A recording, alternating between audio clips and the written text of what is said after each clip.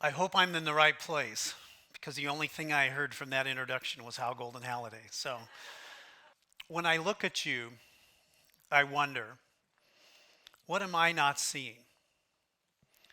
What more could I know about you? And when you see me, maybe you wonder, what are you not seeing? What am I not seeing?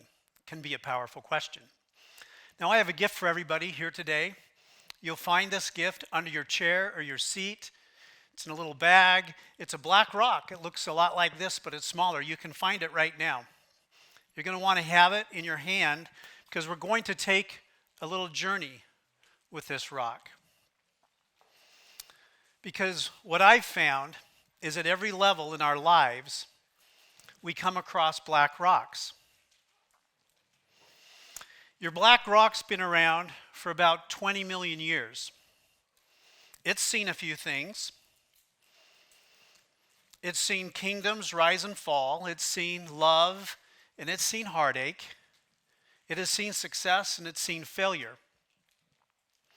It has seen borders changed and redrawn. And it has seen the very best in human behavior, and it has also seen the worst. Your black rock was around when 50 million people died in World War II. 6 million of those were Jews that were murdered by Hitler's Nazi Germany. 1 million of those Jews were exterminated just 35 kilometers from this very theater in Auschwitz, in part because Hitler convinced an entire nation that it's just a black rock.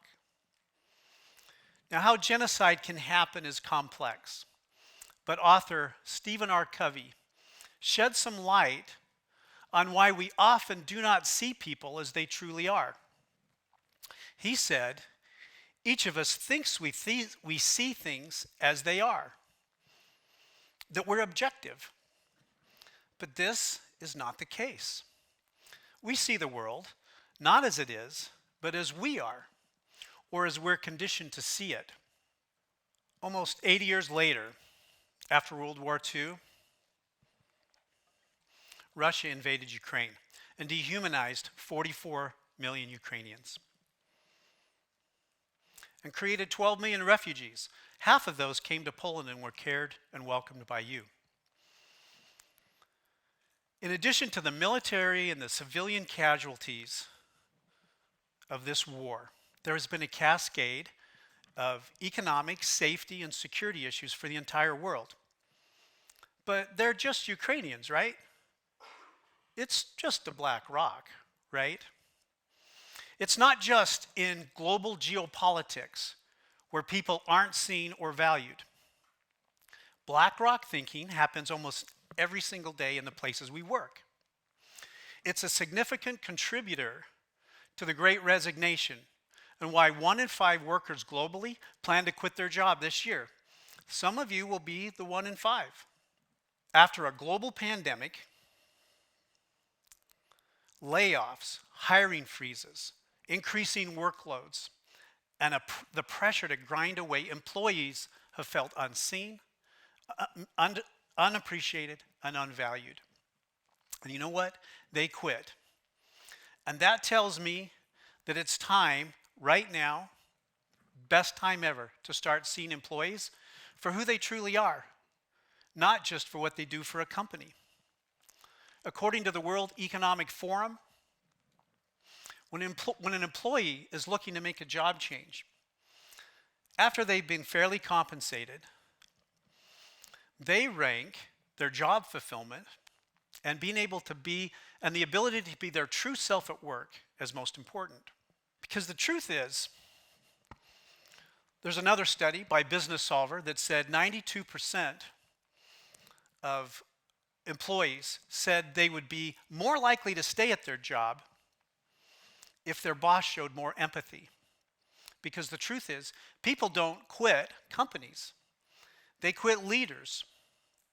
Because it's leaders that tell us that we matter in our organizations. But it's just another employee, right? It's just a black rock, right? Black rock thinking has been a catalyst for war and has changed economies. But where else do you see black rocks? Think for a minute how you see and you value yourself. How we see and value ourselves is key to our mental and physical health, to our productivity, to the success of our relationships, and to our own happiness. Our opinions and beliefs about ourselves, which can be difficult to change, they can hold us back and can lead to anxiety and depression. Black rock thinking about ourselves is absolutely contributing to the mental health crisis. According to the World Health Organization, suicide is the fourth leading cause of death among 15 to 19-year-olds. And the Pew Charitable Trust shared that in the past 2 decades, the suicide rate in the United States has increased 33% across all genders, races, and ethnicities. Am I just a black rock? At every level, we need better leaders. We need leaders who will see, understand, and value people, because for us to be our best, we need to be seen, understood, and valued. So I want to challenge you to be that leader, to replace judgment with curiosity, so that you can see people without judgment, bias, or prejudice, so they'll feel seen, understood, and valued, and realize their universal and basic psychological need to be seen. I want to share with you 3 experiences from my own life where I've seen people overcome black rock thinking. The first occurred early in my career. When I was an investment banker, I was working on Wall Street in New York City. And I knew what this job meant. I was to work 14 plus hours each day during the week and probably some weekends. The expectation was that I would put my work above everything and everyone. Well, 1 month after starting this job, my 90-year-old grandfather passed away. His name was Golden Sanderson, and he was very important to me, as you can imagine. In fact, Golden is my middle name. I would need to travel 3,500 kilometers and take 3 days off work to attend the funeral with my family and to honor him and serve as a pallbearer. But I was so new at this job, and I was trying so hard to prove myself, that I was really terrified to ask for time off. I believed that if I asked for time off to attend this funeral, it could harm my career. I might even get fired because I was working in a black rock culture. Well, I gathered my courage and I wrote a note to my boss because he was out of the office traveling. And for some of you, this was long before cell phones and text messages. When he returned, he wrote me a personal and heartfelt note. Something that I've kept and have today, 30 years later. Because not only did he give me permission to take the time off I needed, but he told me that these moments are most important and that they're far more important than any investment banking work that I could do. But it's just a funeral, right? It's just a black rock, right? My next example came when I visited an organization who's intentionally and purposely chosen to see people in their best light. This organization is called the Other Side Academy. And the Other Side Academy is a residential training school that teaches adults vocational and life skills.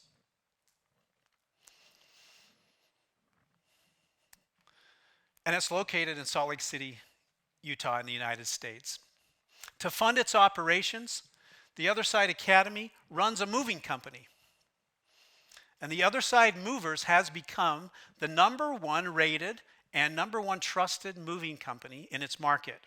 And get this, every person that works on the moving crew averages 7 felony arrests and 8 misdemeanor arrests.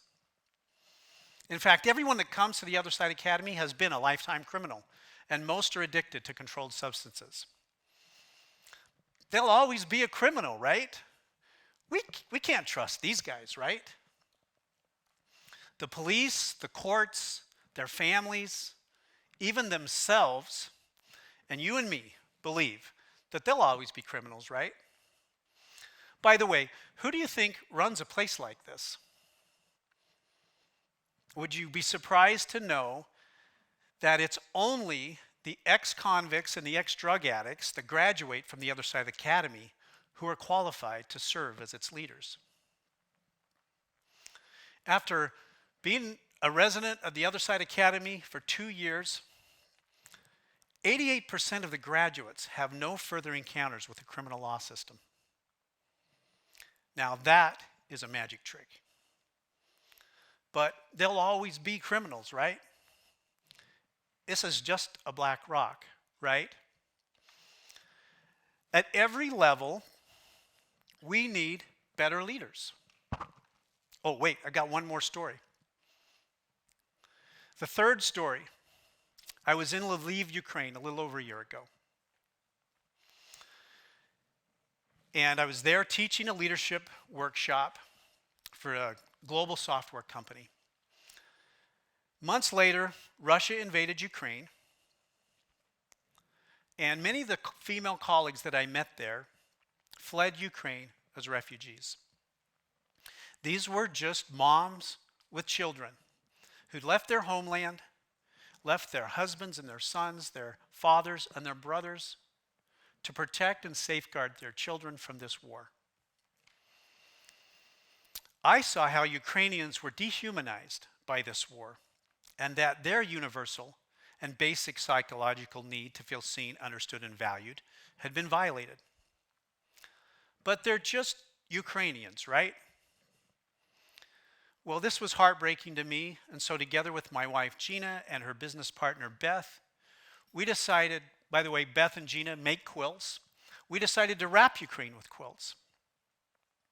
And we thought we could gather enough quilts to send to our refugee friends. Well, after 7 months, we're quite surprised that we've been able to gather and deliver more than 12 tons of handmade quilts to Ukrainian refugee women and children, many here in Katowice and in Krakow. Last May, a friend of mine said, "Are you worried that donations will slow down as we approach summer because Ukrainians won't need blankets during the summer to stay warm?" I said, "Wait, what? A quilt's not a blanket. A quilt is personal and unique, and it's constructed specifically to provide comfort and love. A quilt that's handmade requires hours of sewing and bringing 3 layers of materials together. And a quilt is always made, or nearly always made, to be given as a gift, and often they're handed down from generation to generation. And yes, a quilt will keep you warm. But more importantly, it says, I see you, I care about you, and you matter to me. A quilt wraps people in comfort and love. But it's just a blanket, right? It's just a black rock, right? Well, there's good news here because you and I can change black rock thinking. And it's really quite simple. It's something that I can do, and it's something that you can do. And I believe it's something we all must do, because the antidote for black rock thinking is 3 simple words. And these are 3 words that you can use naturally and comfortably in every conversation. But I want to warn you, because you might be tempted to think, well, if it's so simple and it's just 3 words, you might be tempted to ignore its value and maybe see it like it's just a black rock. So, if you want to change your black rock thinking, say these 3 words. Tell me more. You can simply say, tell me more. Tell me more. When you say, tell me more, it's like a superpower. It is a quick and easy hack for you to replace judgment with curiosity. And in every single conversation, if you say, tell me more, and you listen, you have this power. Now, I want to demonstrate this power for you right now, so I'll invite all of you to close your eyes and play along. Close your eyes and think of the one thing that's been in the back of your mind for the last couple of weeks. This is something that might be keeping you up at night. It could be a problem that you can't solve, or a fear that you have, or conflict with your partner, or a coworker. Think of that one thing that you can't quite solve. Hold that in your mind. Has everybody got it? Now, keep your eyes closed and imagine that you and I are sitting in a sidewalk cafe. The warm sunshine is on our face, and you tell me what's on your mind. And I say, well, tell me more. I'd love to hear more. Please tell me more. And I listen. How does that feel? Now you can open your eyes. Thank you for playing along. The invitation to tell me more creates connection, creates trust. And even though we only met 15 minutes ago, we shared a little something right there for a moment. Tell me more works because when we feel seen and heard, we do our best. Salesforce research showed that employees who feel heard are 4.6 times more likely to feel empowered to perform at their very best abilities. Now, that's not 2 times better or 3 times better. That's nearly 5 times more likely to feel empowered to do their best work. When you can say, tell me more, you erase black rock thinking because you help people be themselves and therefore be their best. Now, some of you are asking, well, Hal, if it's so easy, if it's just 3 words, why aren't we listening more? Why aren't we more curious? Why aren't we asking more questions? Well, I'd like you to consider these 3 behaviors that might be contributing to your own black rock thinking. 1, you like to focus on you. We all do. We like to be listened to and heard more than we like to listen. There's research that says that 96% of us rate ourselves as excellent listeners, but we only retain about half of what people say. Number 2 is your ego can get in the way because we are eager to impress others with our knowledge, with our own opinions, and with our ideas. And we're often overconfident and think we already know the answers, so we're not willing to listen. And the last reason, the last behavior, is you're probably too busy. You're busy doing things. We all are busy doing things, and we don't slow down long enough to be curious, to say, tell me more, and to listen, to understand. So, you remember the rock you had? I hope you found it under the chair. It's just a black rock, right? I hope it's still in your hand because I'd like to challenge you here. Do you think in the next 10 seconds I could convince you that it's not a black rock? If you have the black rock in your hand, take out your phone, turn on the light, the flashlight, and put the black rock on the light. What do you see? If you put the rock on top of the light, what you will see is this is something much more than a black rock. It is a remarkable reminder to do as Dr. Wayne Dyer said, which is see the light in others and treat them as if that's all you see. So, in every conversation that you have with a friend or a foe, hold the black rock in your hand and be reminded to ask yourself, what am I not seeing? And be reminded to say, tell me more. And be reminded to listen to them until you see their light. Dziękuję Polska.